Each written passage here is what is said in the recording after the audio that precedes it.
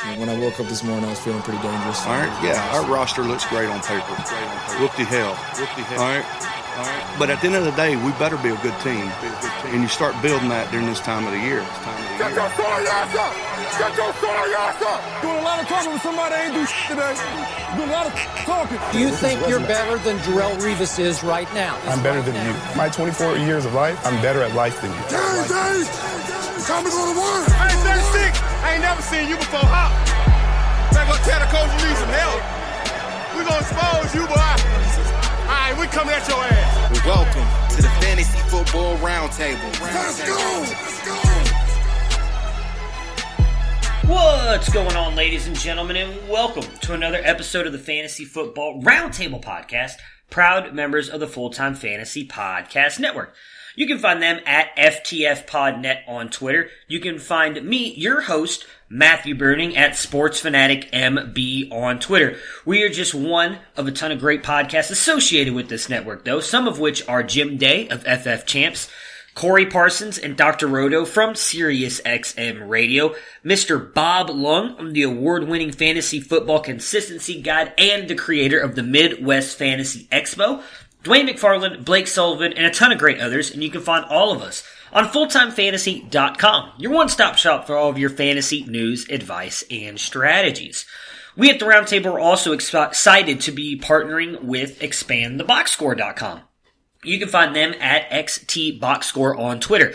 They have some of the most advanced stats in football, baseball, basketball, and college football. College football stats are extremely hard to find. For just $15 a year, you can look at all of these. I'm telling you guys, it is well worth it. If you like to dive into the analytical side of sports I use it for prospects, college football prospects specifically, it is amazing. It goes down to the minutest of details in this stuff. And again, it's just $15 a year. If you use our code ROUNDTABLE, you will get 10% off of that, which is a steal of a deal, if I do say so myself, and probably the best deal in the industry. So definitely check them out, especially if you want to get a jump on the upcoming draft class. It'll be well worth your time and money. For today's episode, we've got Mr. Matthew Fox. You can find him at Nighthawk7734, joining me as he always does on Mondays. And we're bringing back Dennis. Mr. Dennis Bennett, who's joined me all throughout the offseason last year, is finally back, joining us throughout the week as we talk on our offseason podcast. And you can find him at culture_coach on Twitter. We will be breaking down all of the wild card games and then the breaking news that happened earlier today. So let's jump them on here and let's get this podcast started.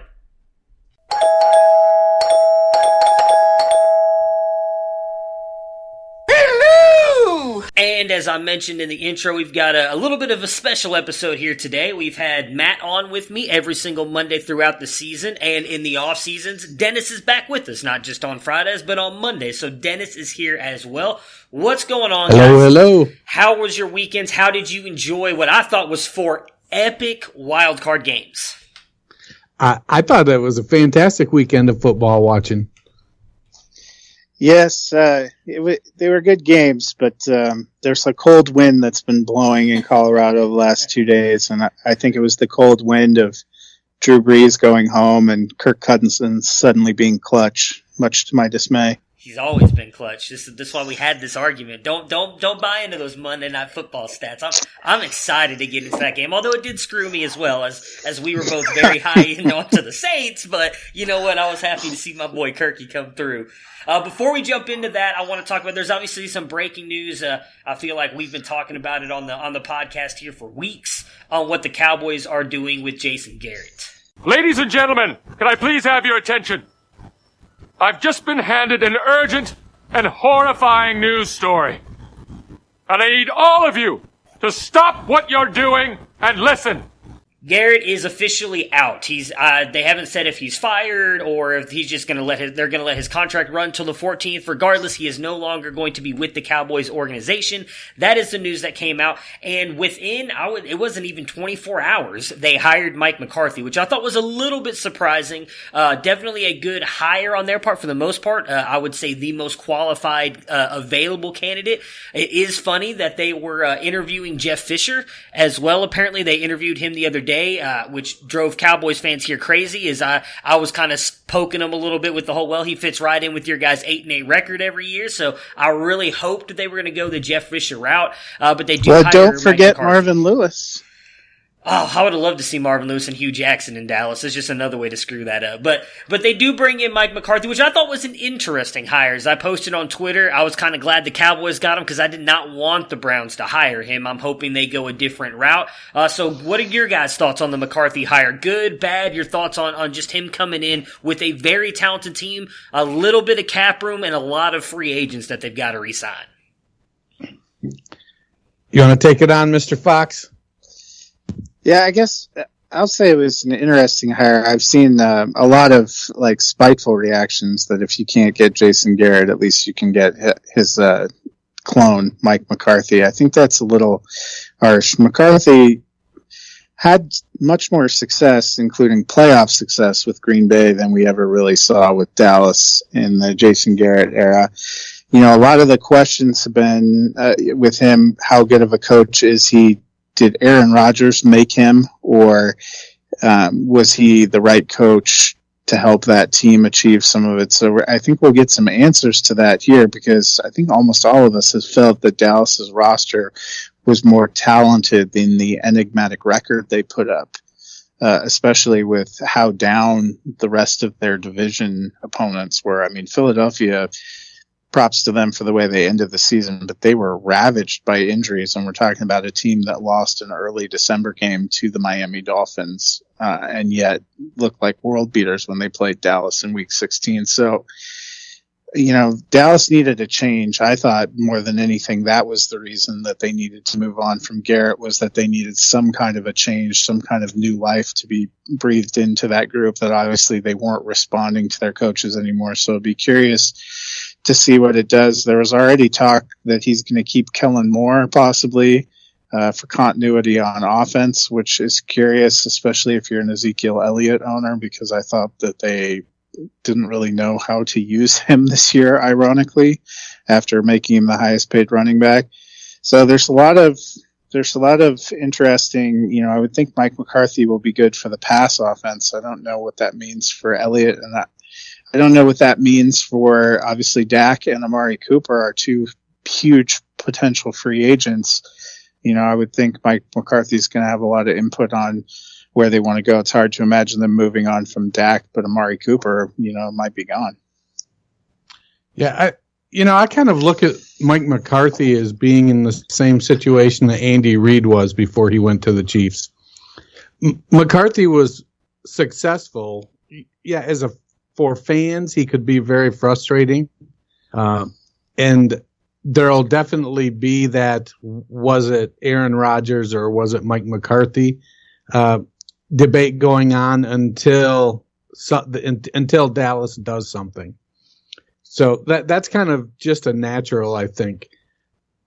But I think he just it got stale in Green Bay. He was there, 9 years? Something like that. Yeah, at least 9 years, yes. And, I think if you were to tell Dallas, hey, would you be satisfied making the playoffs, 6 of the next 9 years and winning a Super Bowl? I think overall they'd probably say yes. I think a lot of teams would. So if, everybody wants the next Belichick and Brady, but, if we're being real, 2 Super Bowl appearances, if you're lucky, is more the norm than 9 in 20 years. He was with Green Bay for 13 years, by the way. So even then, would you go? And how many years were they in the playoffs? Most of them.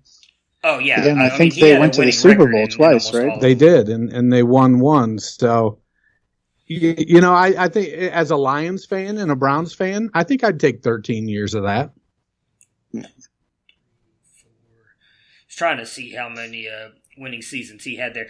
Yeah, okay, so, you are in the Dynasty group chat, obviously, that I am as well. Bunch of Browns fans in there. My biggest thing with McCarthy, real quick on the Browns thing before I get back to that, I don't know. And it's not necessarily all about McCarthy. I do think he's a very play-it-safe coach.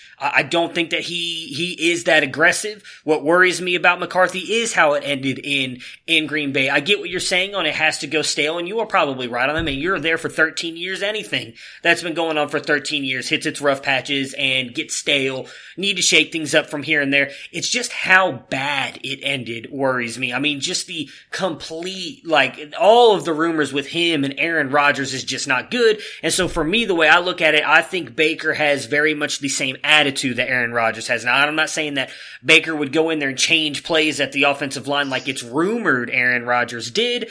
I just don't know if those two mesh well together. I don't like him coming in with the front office that the Browns have, because you got Paul DePodesta who wants to do analytics, and then you have Elliott Wolf, who he does have a connection with from his Green Bay times, who is very much that football guy like John Dorsey, and I don't want them to kind of smack heads. We already have too many issues. So that was kind of my thoughts on him not going to Cleveland. For Dallas, I don't think it's a bad move. I mean, he's definitely going to come in. I believe they've already said, I think Mike Nolan is coming in to run the defense, which is not a bad hire in my opinion. He's been a very good defensive head coach.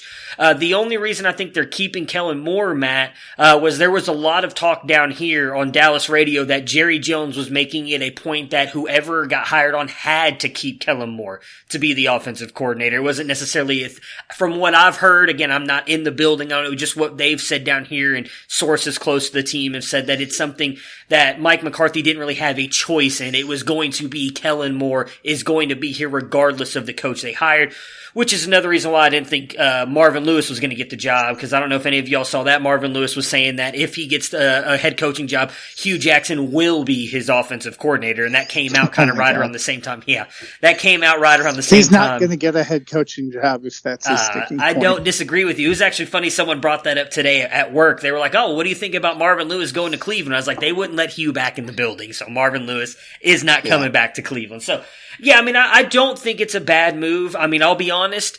So far, we've had 2 of the 3 vacancies now in the NFC East filled. I think Ron Rivera going to Washington is going to be a bigger impact than McCarthy going to Dallas. That's just my opinion. I think Rivera is a better coach.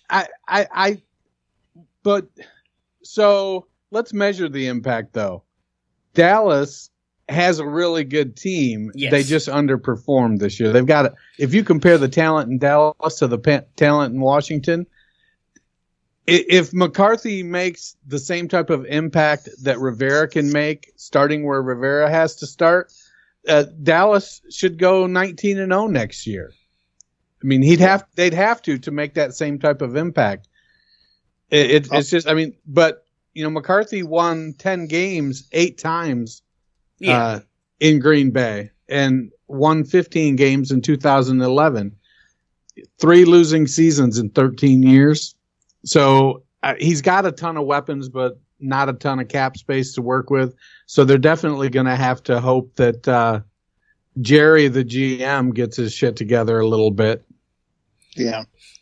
Well, I would also say there's 2 things that I've heard. That Washington, their comment that they're not going to go and get a general manager until after the draft. I had expressed the concern when we talked about Ron Rivera.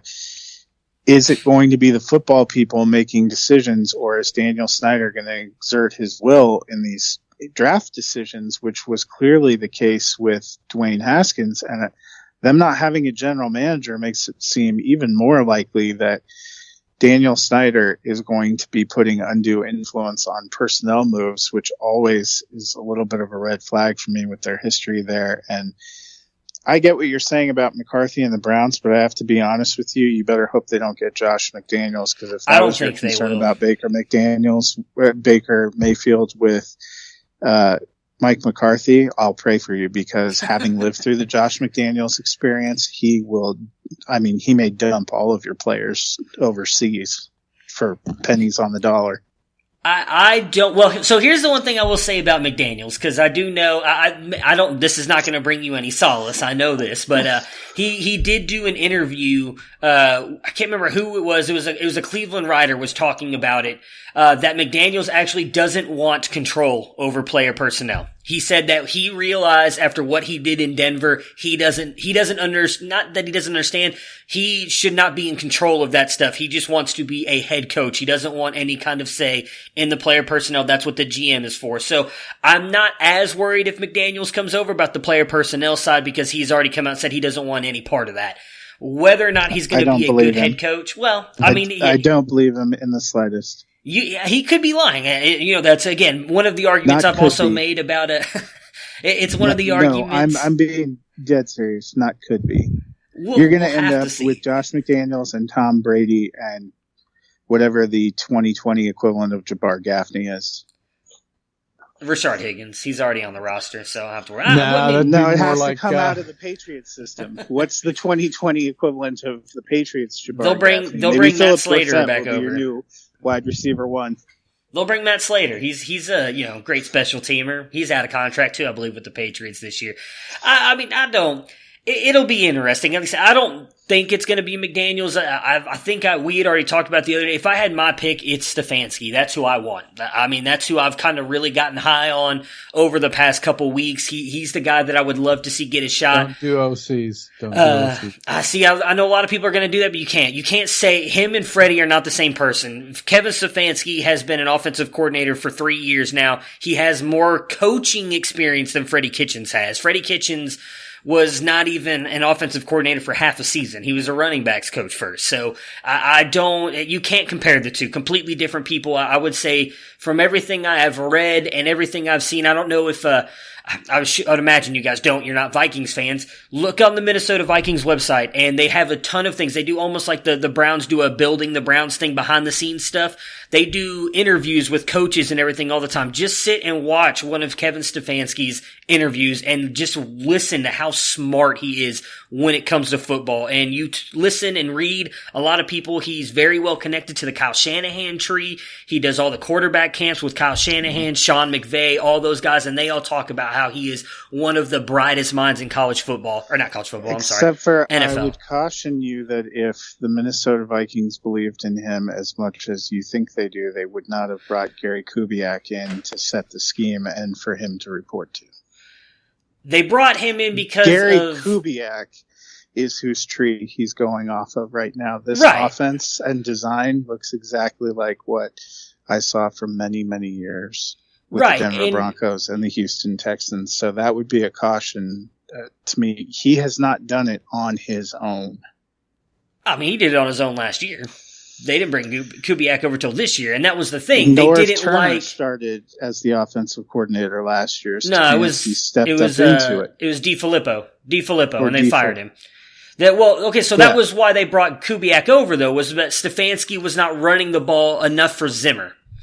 And so that's when they brought Kubiak over, because he is very well with these outside zone runs and all this other stuff. And yeah, he is the one who has changed what the Minnesota Vikings offense is, but Kevin Stefanski's still the one who makes the play calls. But if one of your concerns about Freddie was that they didn't use Chubb enough and they didn't commit to the run enough, bringing in a coach who had to have a coach put in over him so he would run the ball, cannot be what you're actually telling me you're looking for. True. I'm not, because Kevin Stefanski in an interview on the Minnesota Vikings website said if he ever got a head coaching job, he is not calling plays. He doesn't want that. He will bring in an offensive play caller. He will bring in someone to run the defense. He said that he thinks being a head coach has too many responsibilities to begin with. He is not going to focus on one side of the ball. So I don't have to worry about him running the offense now.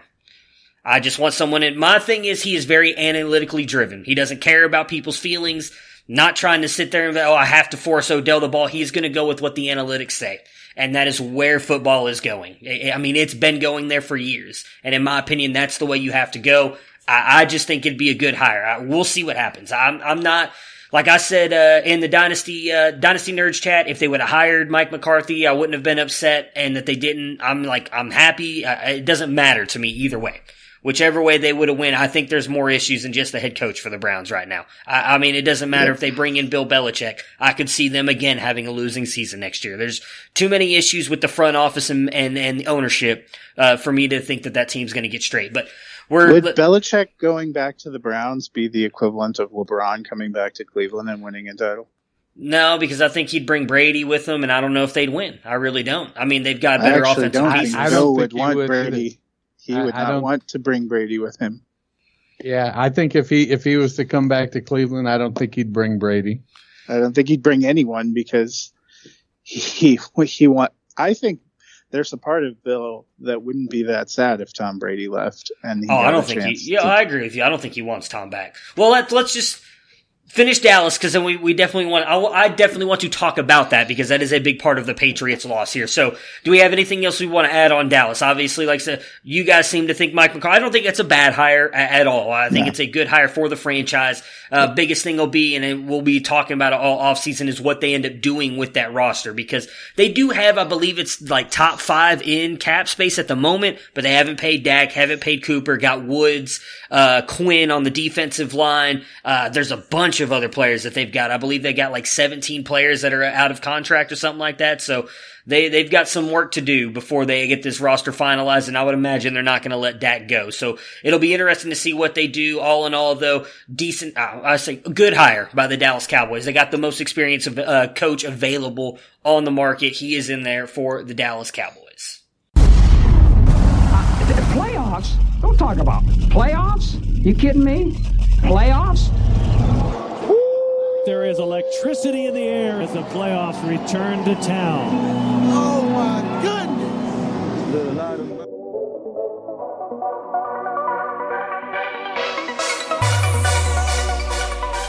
All right, guys. Hey, that's where we are, right? Let's roll. We're okay. The 2020 NFL Wild Card Weekend.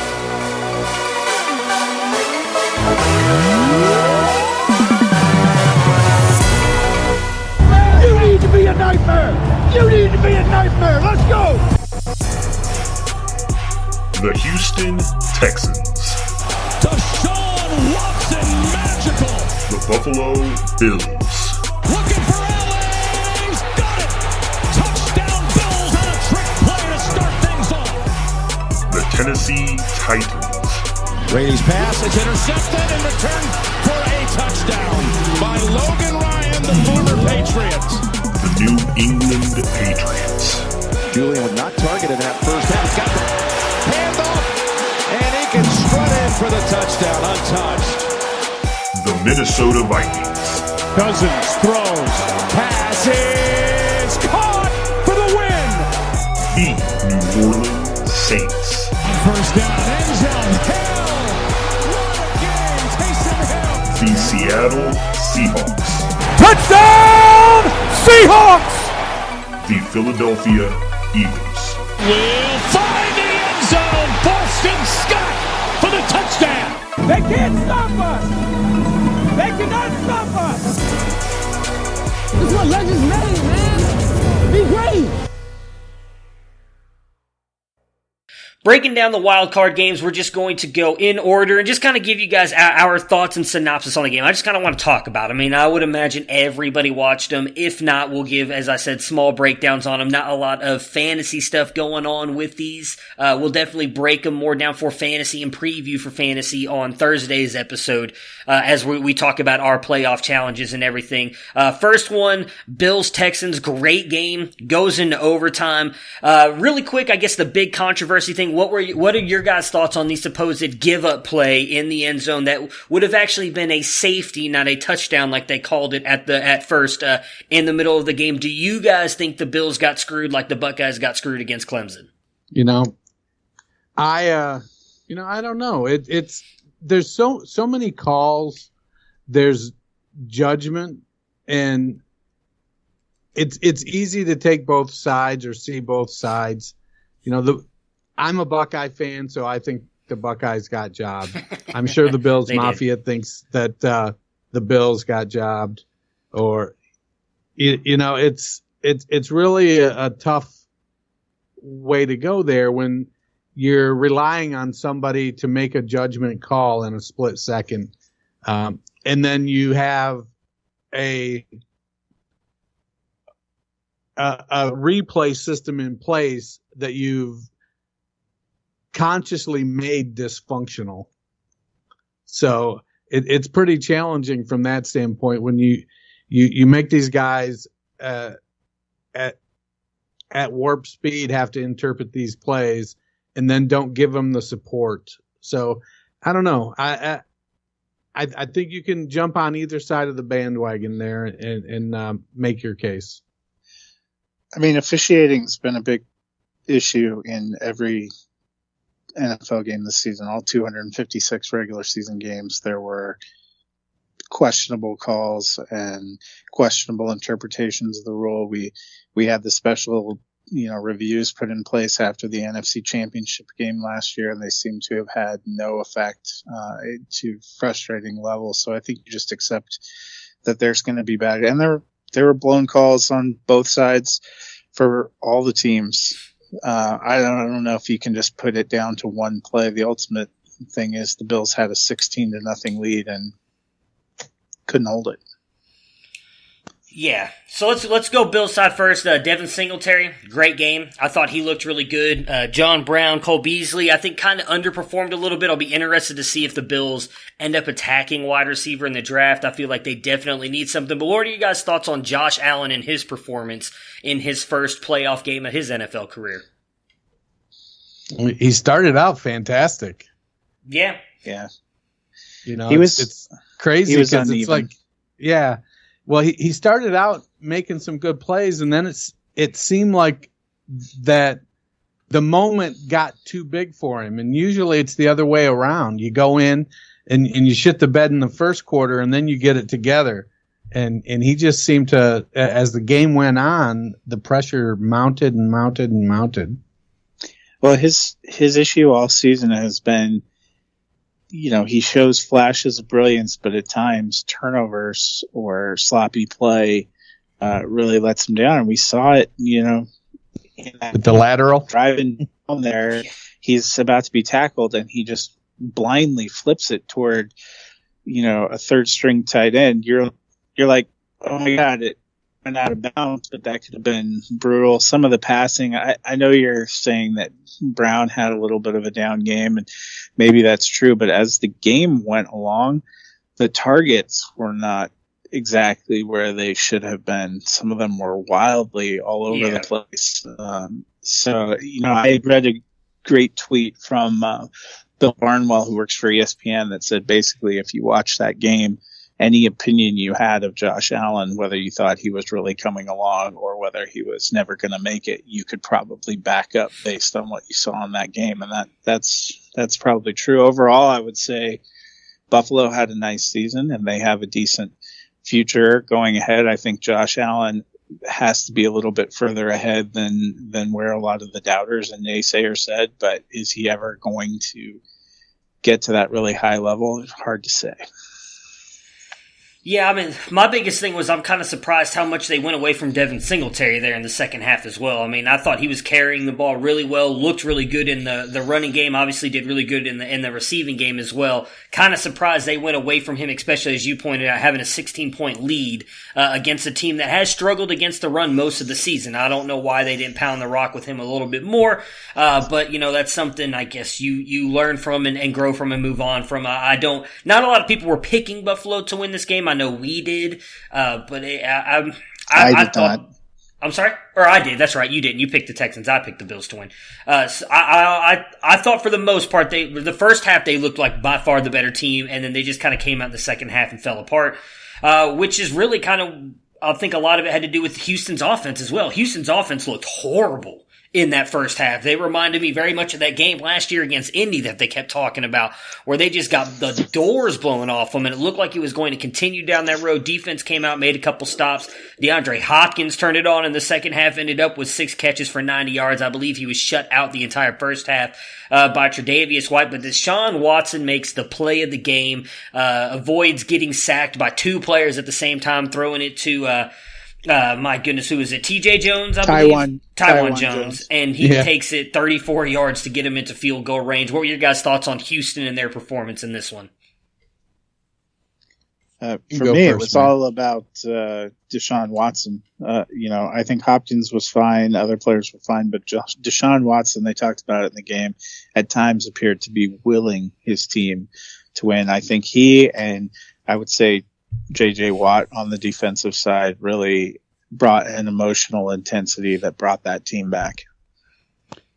Yeah, Watson's ability to rush the ball positively when he was pressured, I think made a big difference. And it wasn't just to escape and make throws. He only threw 25 passes, but he was credited with 14 carries, and I'd say probably 8 of them were him getting out of the pocket and taking off because Buffalo's defense had coverage and was getting pressure. In the end there, I do credit the defense. In the third and fourth quarter, J.J. Watt I think he finally went, all right, I made it through the first half. This injury feels like it's fine. I'm going to be okay. Let's go. And he just came on and was a ball buster there in the second half, and that allowed the rest of that defense to step up. Which was amazing because there were some comments on social media and online about that the Texans would be better off benching J.J. Watt. Yeah, I saw that. Yeah. Yeah, he definitely came on like gangbusters. I think, back to the Bills, it'll be interesting to see what comes out of Cleveland today and see how Brian Daboll explained not giving the ball to Devin Singletary more because he was interviewing with the Browns today. Oh, God. If they hire him, I'm entering. He used to be our offensive coordinator. Yes, he did. At one back point? With was it Mangini or maybe? Yeah, I think it was Mangini. I could be wrong. If he does, I'm entering the transfer portal for fans. I'm gonna become a Dolphins fan. 8 years later, it's like he's the best thing since sliced bread, and I keep looking, going, man, we already did that. I mean, the one thing I'll say is he's definitely helped transform Josh Allen. But I don't know if I want to go as far as to say that he could be a good head coach. I mean, I could be wrong. I'm not employed by any football teams, so I obviously don't know as much as other people. You're not employed yet. Well, thank you, Matt. I appreciate that. I don't think it's ever going to happen for me, but I like the optimism for me there. I'm telling you, I'm serious. If you know what? No, even worse. If they hire Brian Daboll as the head coach of the Cleveland Browns, I will become a Steelers fan, and I will enjoy every minute of it. All right, let's talk about another team that's hated throughout the entire world. It's actually pretty funny. I went with a couple of my league mates Saturday night to go watch the Titans-Patriots game. Obviously, all of us rooting for the Titans. And when that interception happened of Logan Ryan there of Tom Brady to pretty much seal the victory for the Titans, giving them the 20-13 victory, the entire bar erupted like the Cowboys had just won the Super Bowl. It was fairly funny to see. If you guys follow me on Snapchat, I posted a video of it. It was phenomenal. All these fans running around slapping hands and cheering. Like I really thought the Cowboys had done something. I thought I missed something, but we had, I guess everybody was really kind of on the Titans bandwagon here, especially with the way Derrick Henry had been playing, Ryan Tannehill, but mostly how bad New England has been playing. So let's touch on Tennessee really quick. Obviously, do you guys both think with the way that they have played this year, Ryan Tannehill and Derrick Henry will be back in under contract for the Tennessee Titans? Yes. I think they have to. They'll franchise tag Henry if they have to, because he's been. I saw on Twitter, Titans team photo, and that was just a picture of Henry, which is a little misleading, but not that far off. They're going to have to. They cannot let him walk after this year. I mean, that's probably the biggest takeaway from this year for me. Is I did not think Henry was ever going to deliver on those short sample sizes, and he did it for a whole season. Yep. Yeah, well, me and Dennis were talking off air earlier today about we're going to go back through probably the week before the Super Bowl, since there's not really a whole lot going on most of the time, a lot of Pro Bowl stuff. We're going to drudge up the old rankings and our predictions for all of the divisions and all that stuff. And I know I didn't have Derrick Henry very high, and I badmouthed him all season long, and he has pretty much shut me up every single week. I think he's had like maybe 3 weeks outside outside the top 10 all season. I think he finished top 5, so he's been phenomenal. I'm right there with you. I got to eat crow on that one. Derrick Henry has by far proven me extremely wrong.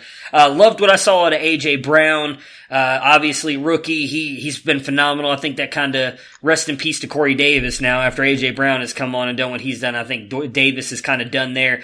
But the Patriots side is kind of what everybody's talking about right now. Obviously, we saw everybody, I'm sure, seen the press conferences by now with Tom Brady saying that, he's not necessarily, doesn't want to be done, but he's not going to really get into his future right now. Bill Belichick didn't say anything about it either, said that he's an icon in the area, was pretty much the nicest thing he said about him. Is Tom Brady back in New England in 2021, or 2020, I'm sorry, 2020? I don't think so. I think if he plays, he is. If he doesn't play, obviously not. But no.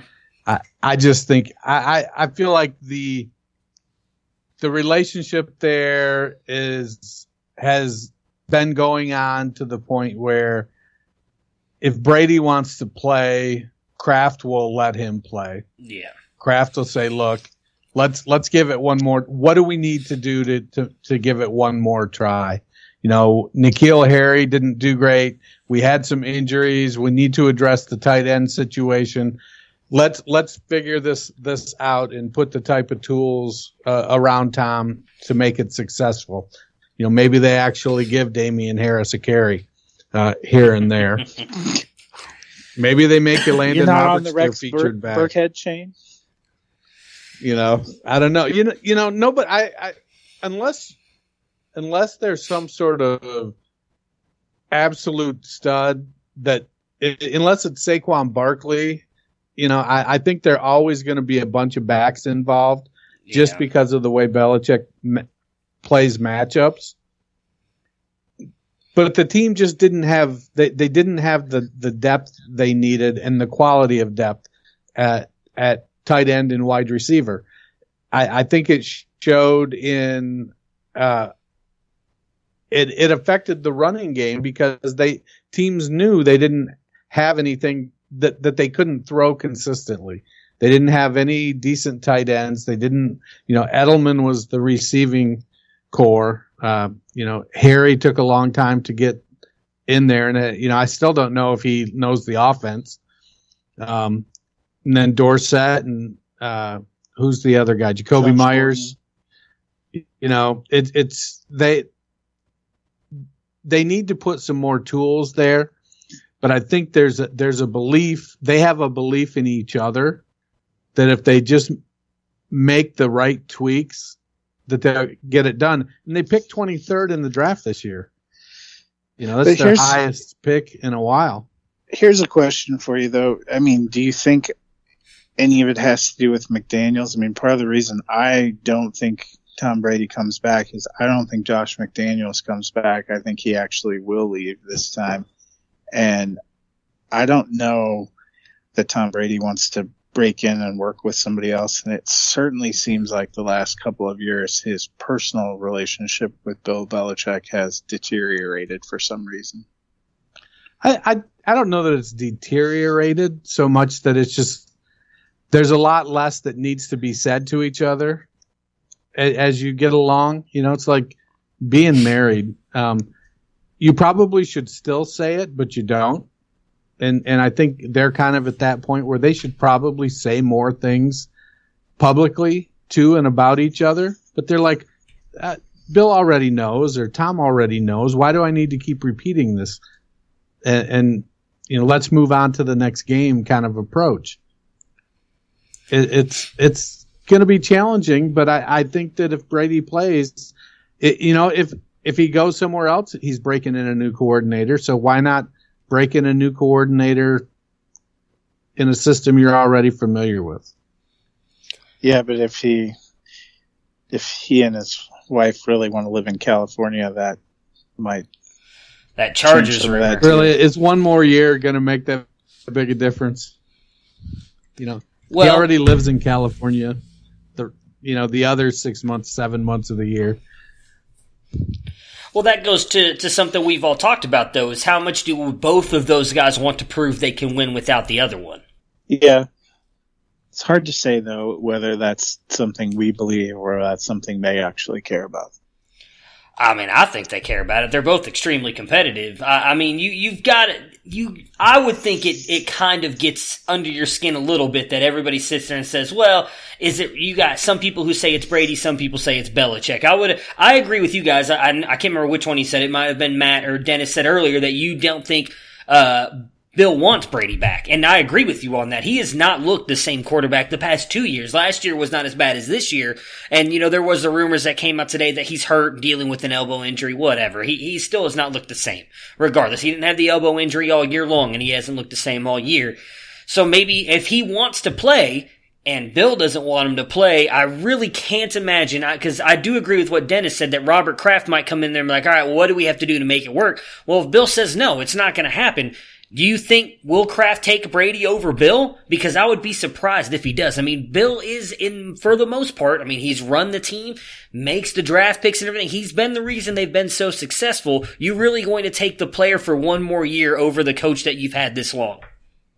I don't think either of them would put him in that position, though. Honestly, if Brady is determined to come back and play for New England, I think they'll find a way to make it work.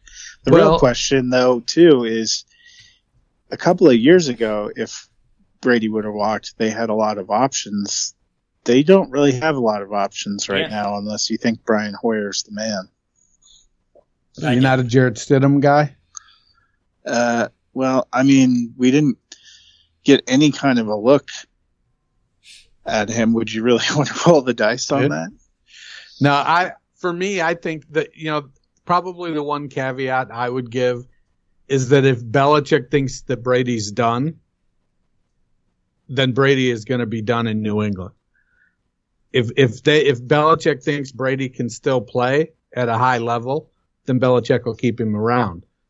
But if he's I can see Belichick being the kind of guy that says, you know what, I don't think he can play, and if you're going to make me play with this guy I don't think that can play, I could see Belichick going out there and putting third stringers in, saying, well, make these guys good then. You think you're so good. It's going to be insane. It's going to be insane to watch. You've had the one thing the reason I think he could be gone, I guess, and still play next year. And I don't have any insider information, but someone who obviously knows the business very well, and Adam Schefter, has been saying that all season long, that Tom Brady will not be back in New England after this year. So if he wants to play again, I honestly think there's a better chance that he goes and plays for somebody else, or he doesn't play at all, because I just don't see him coming back to the New England Patriots. And it'll be interesting to see what they do. I don't know. I didn't love Jarrett Stidham coming out of college. I didn't think he was horrible. Maybe Bill can do something with him. This class is going to have a decent amount of okay quarterbacks. Do they try and grab one in the first round, move up? It's all going to be interesting to see what the Patriots do. They're probably one of the most interesting teams heading into this offseason. The Sunday games, two of the NFC games, one of them was a lot better than the other one. The other one kind of sucked mostly due to injury. Matt, you were talking earlier about how the wind chills had gotten a little bit colder Saturday afternoon after Drew Brees got knocked out. I was wondering if when it was whistling on by your doors, if you were hearing you like that chants coming. You like that? You like that? You like that? You like that? I like that. You gotta like that, right? Coming through the win there is Kirk Cousins pulls off a huge upset over the New Orleans Saints. I did not see a person picking the Vikings to win. They win 26-20. Kirk Cousins has a good game, plays well in a huge primetime game. Well, let's start with the Viking side first, because there's obviously some controversy on the Saints side. We'll save that for the end. What were your thoughts on what happened with the Vikings? Because I thought in all, they were the better team, but it was more their defense than their offense, I think, that kind of really stepped up and helped them win this game. Yeah, they were good defensively, but I also think it really helped. They're a different team when they have Dalvin Cook in, and he's doing his thing, because, he was catching passes as a weapon, obviously scored those 2 rushing touchdowns. I think that's what's helped them to be solid this season, and we saw it helping them again, kind of opens things up more for Cousins as well. Yeah, I recently ran across the train of thought regarding Kirk Cousins that basically said, Cousins isn't as bad as everybody makes him out to be, even though he can't win in prime time because he carried that shitty Washington team for 3 years before he moved to Minnesota. There may be some merit to that line of thinking. I don't think Cousins is going to put the team on his back and will it to victory kind of guy. But he's a guy that if he has decent tools around him, he can get the job done. But he does need a lot of things to go right. And that sometimes that frequently doesn't happen in primetime games. Yeah. But we've also seen him step up and, throw 4 touchdowns and lead a come from behind victory. He's sort of that pretty good quarterback guy is what he is. He's not a superstar. He's Andy Dalton. Yeah, that's a little rough. I wouldn't say he's Andy Dalton. He's better than Dalton.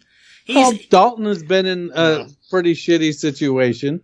And Andy Dalton made the playoffs each of the first 7 years of his career. Yeah, but how many playoff games did he win? How many playoff wins does Kirk Cousins have? Before yesterday. He's got 1, and that's all that matters, baby. How many does Andy Dalton have? 0! Kirk Cousins is the man.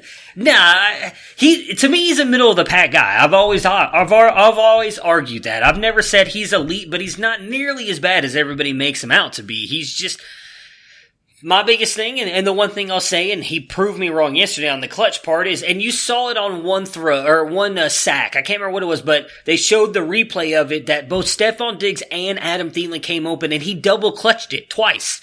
He wouldn't pull the trigger, and that's always kind of been my biggest knock on him is that sometimes you just have to pull the trigger and just trust that your guy's going to go get the ball. And he did do that in the Adam Thielen play right down there at the end.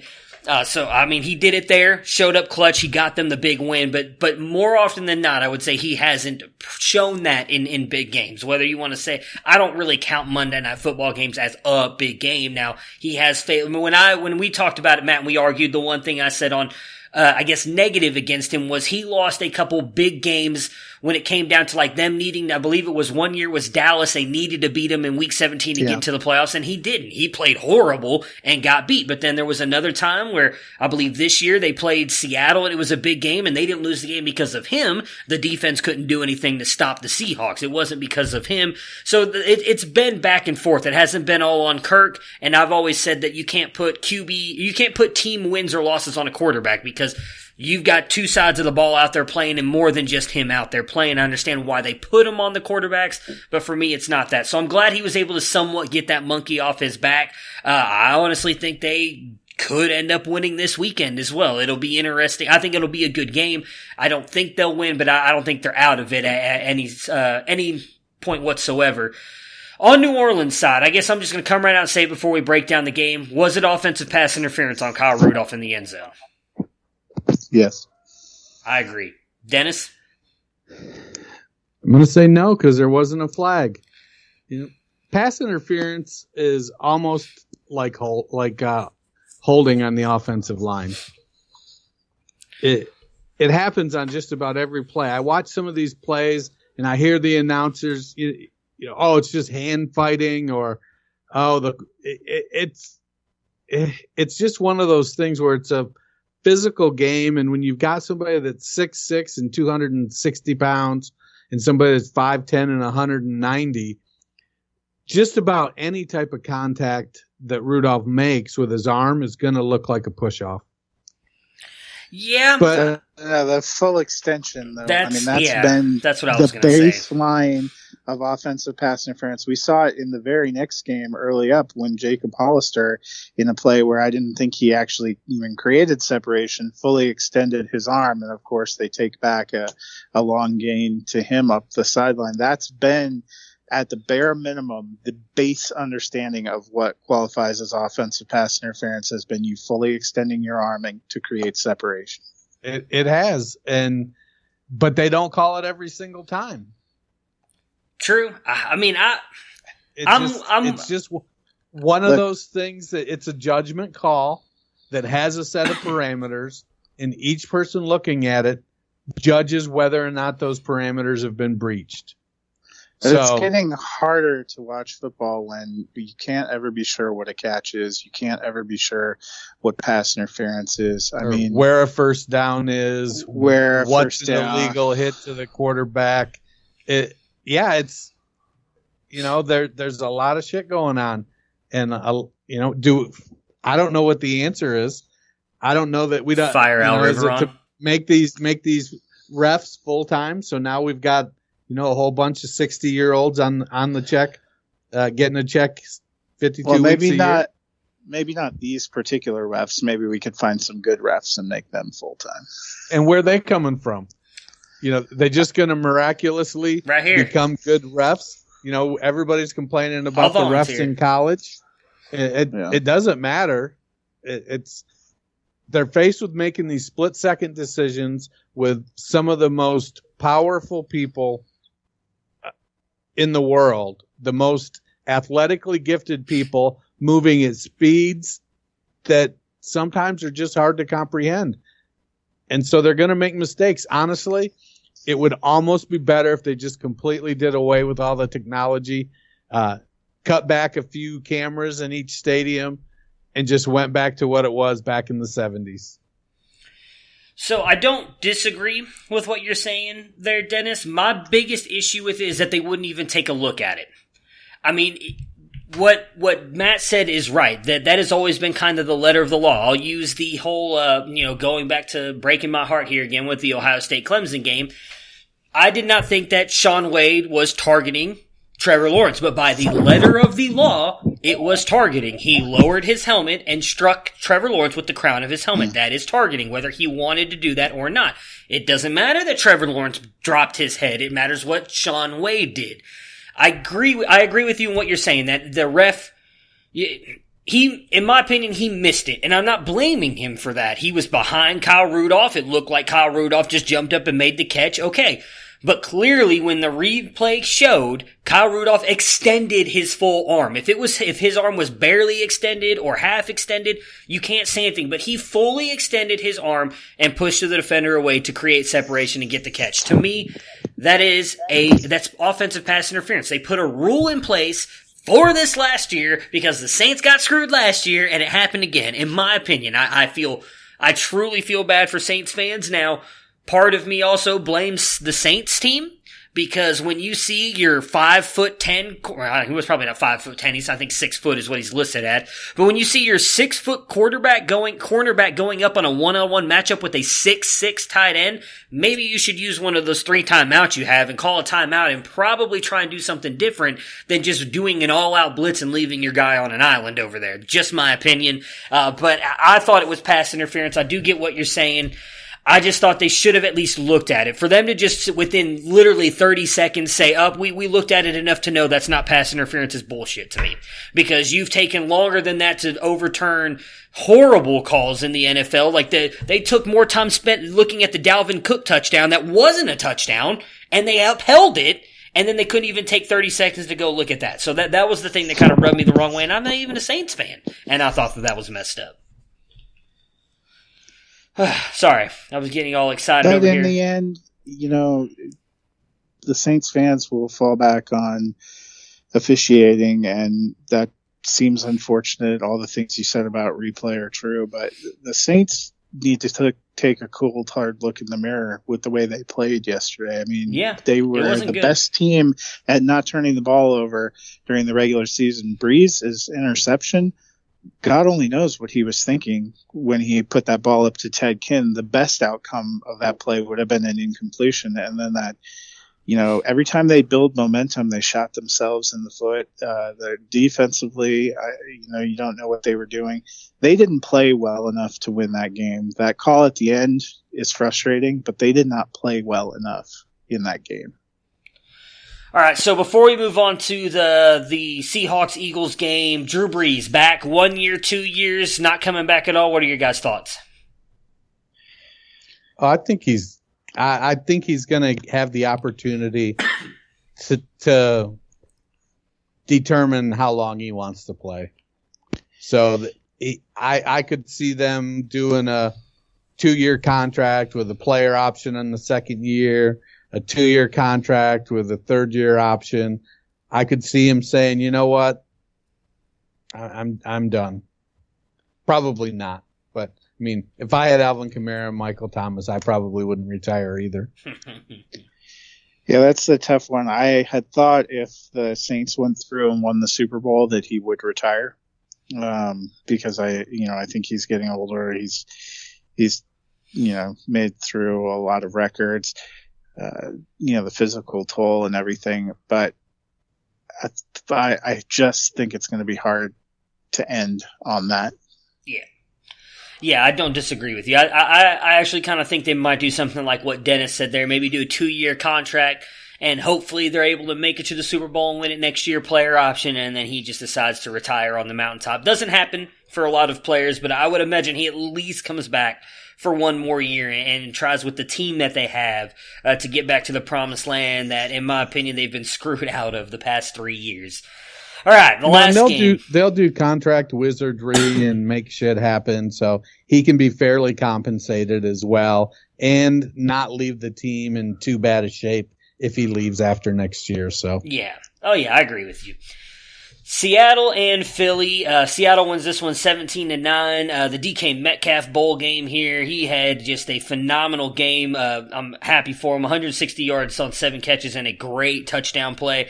The big one out of here was Carson Wentz getting taken out in this one due to a head injury. Curious on what you guys thought on the Jadeveon Clowney play. Well, I don't think he meant it to be a dirty play. I think it was a dirty play. I'll go back again. I'll just keep using Ohio State Clemson. If this was a college football game, Jadeveon Clowney is thrown out of the game for targeting. He led with the crown of his helmet into the back of Carson Wentz. I didn't feel like he needed to do that one bit. I'm not trying to say Clowney is a dirty player because in my mind, I can't think of any other times he's really done anything dirty.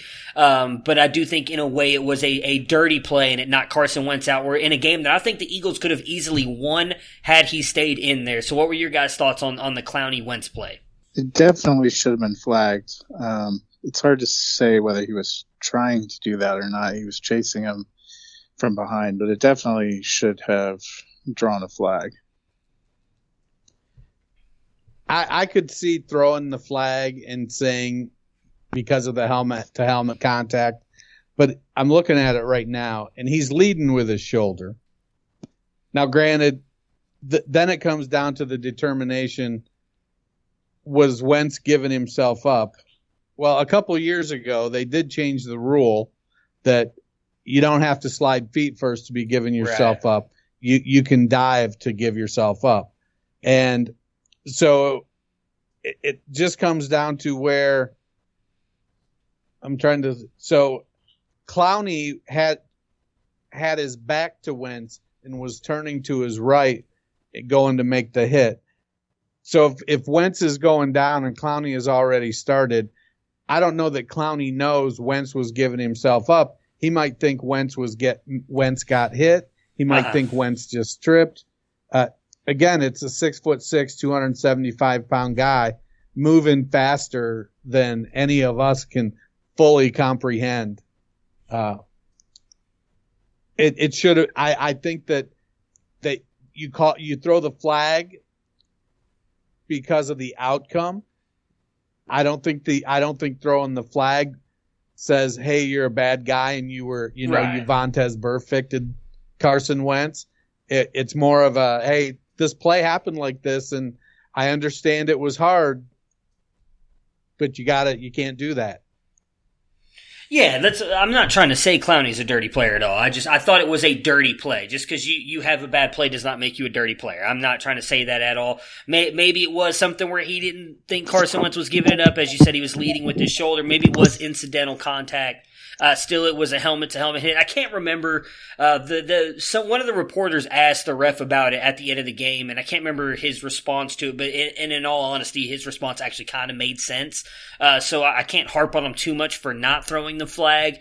It's, I guess, an unfortunate part of the way Carson Wentz kind of plays the game. I saw a lot of people talking about, I think it was Dan Orlovsky of ESPN said that a lot of quarterbacks in that situation. The defense was blitzing. They blew the screen up, and so he was trying to run forward and get yards. Every quarterback does that. I can think of a ton of quarterbacks that actually just end up dirting the ball and don't run, but that is who Carson Wentz is, and unfortunately it's cost him a lot of games and time because he's gotten injured on a lot of these plays. The same thing that happened a couple years ago when he dove into the end zone and completely blew his knee out. So it sucked to see that happen, especially because I feel like that's starting to become a narrative now even more with Carson Wentz. His first actual playoff game with the Eagles and gets knocked out again in the first quarter. Unfortunately, I was happy to see Josh McCown get in there, actually get to play. He was pretty emotional in his press conference talking about him getting to play in his first playoff game. But Eagles have a decent roster. Matt, you mentioned it earlier. They really beat up this year. I think they could be a strong candidate to, again, be right there with the Cowboys next year if all their players come back and are healthy. What do you guys think about not these two moving forward because the Eagles are out. Seattle, are they clearly the last team in the NFC for both of you guys? Tough to say. I probably would take the Seahawks over the Vikings. Okay. I guess I would take them over the Vikings. I thought if you were talking about the Green Bay matchup, I think it's going to be hard to. They've been good on the road, but they have no running game whatsoever anymore because of all the injuries. Yeah, but they've got DK Metcalf. Kid's a baller. He is a baller. And he'd have had a second touchdown if Russell hadn't underthrown him at the end of the game. I think he still would have. Maybe he wouldn't have gone down. I think he would have gone down just to end it, like Miles Sanders did the week before. I think he'd have been off to the races. I would have loved to see it, man. I love that kid. Like I said, I was high on him all season, and everybody doubted him. I know you weren't. But then again, it's interesting. Somebody, I think it was Michael Liu, mic'd me up on Twitter, made the comment today or yesterday about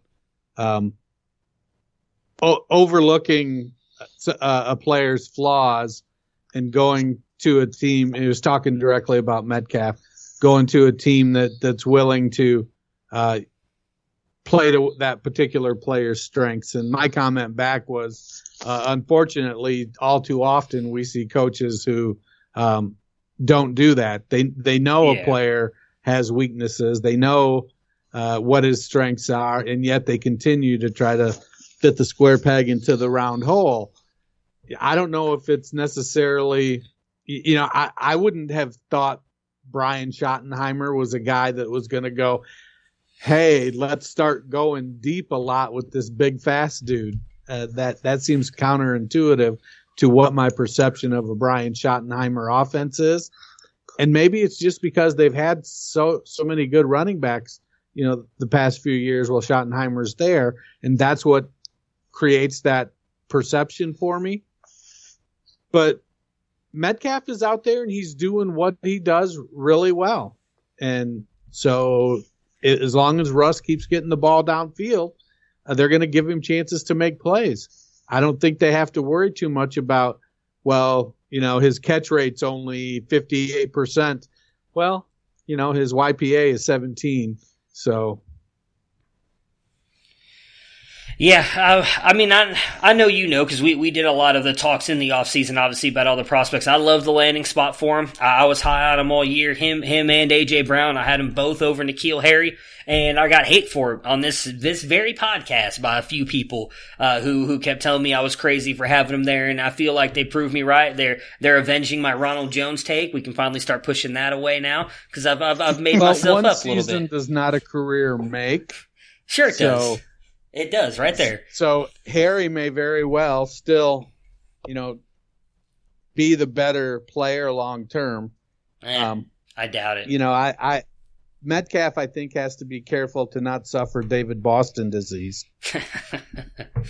I think he'll be all right. So I think A.J. Brown will be good too. I'm not worried about it. They've already got a nice big lead on N'Keal Harry, so we will see what happens. You're right. It is just one season, and we'll see what they do next year. It'll be interesting to talk about those guys and really N'Keal Harry probably has the most changes possibly coming with the Patriots organization than the other two.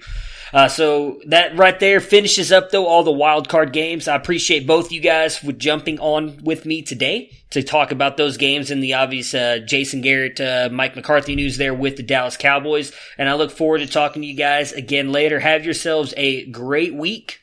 Right on. You too. Yep. Enjoy. Prepare for glory! I want to know if you got your popcorn ready. Do you got your popcorn ready? I came out the womb, I was ready. And he's hit the end zone for an unbelievable touchdown. I would be honored if you played football for this team. Throw it up above his head. They can't jump with me. God